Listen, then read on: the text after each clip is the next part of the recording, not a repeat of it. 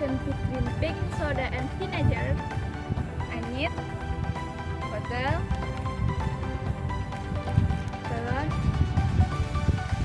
vinegar, and baking soda.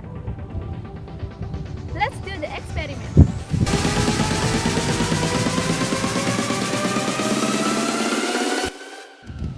Put in vinegar into bottle.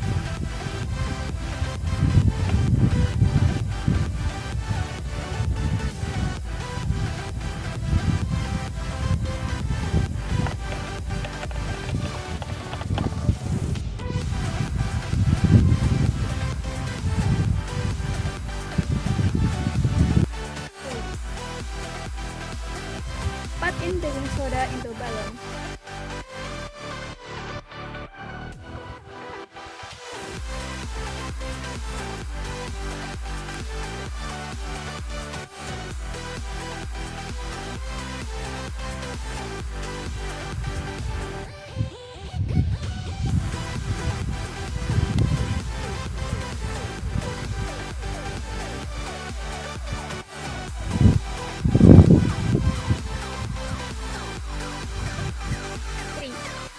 Put in bottle into balloon.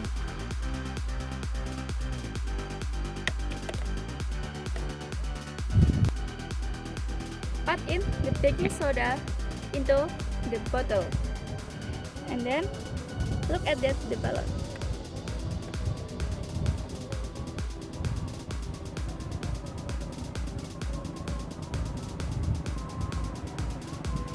The balloon is low.